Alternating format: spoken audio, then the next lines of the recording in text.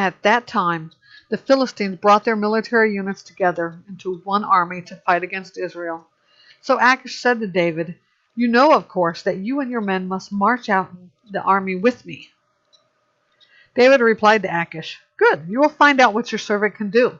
So Achish sent to David, "Very well, I will appoint you as my permanent bodyguard." By this time Samuel had died, and all Israel mourned for him and buried him in Ramah, his city. And Saul had removed the mediums and spiritists from the land. The Philistines came together and camped at Shunem. So Saul gathered all Israel, and they camped at Gilboa.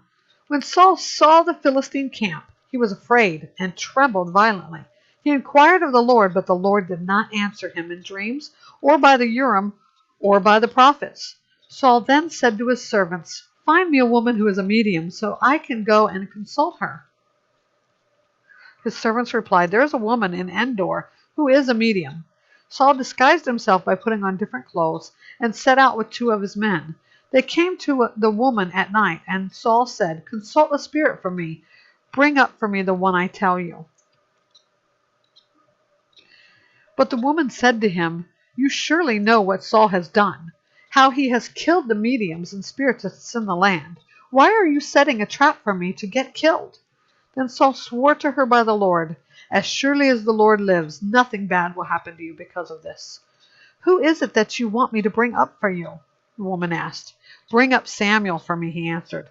When the woman saw Samuel, she screamed, and then she asked Saul, "Why did you deceive me? You are Saul." But the king said to her, "Don't be afraid. What do you see?" "I see a spirit form coming up out of the earth," the woman answered. Then Saul asked her, "What does he look like?" "An old man is coming up," she replied. "He's wearing a robe." Then Saul knew that it was Samuel, and he bowed his face to the ground and paid homage. "Why have you disturbed me by bringing me up?" Samuel asked Saul. "I'm in serious trouble," replied Saul. "The Philistines are fighting against me, and God has turned away from me.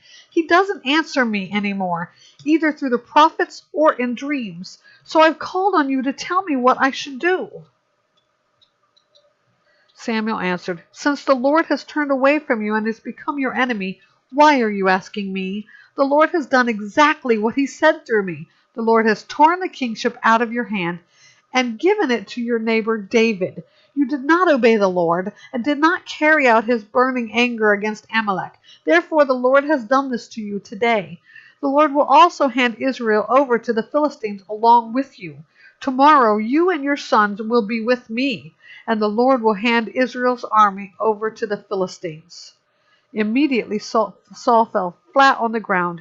He was terrified by Samuel's word and was also weak because he hadn't had any food all day and all night. The woman came over to Saul, and she saw that he was terrified and said to him, "Look, your servant has obeyed you. I took my life in my hands and did what you told me to do. Now please listen to your servant. Let me set some food in front of you. Eat it, and it will give you strength, so you can go on your way." He refused, saying, "I won't eat." But when his servants and the woman urged him, he listened to them. He got up off the ground and sat on the bed. The woman had a fattened calf at her house, and she quickly slaughtered it. She also took flour, kneaded it, and baked unleavened bread. She served it to Saul as his servants, and they ate. Afterward, they got up and left that night.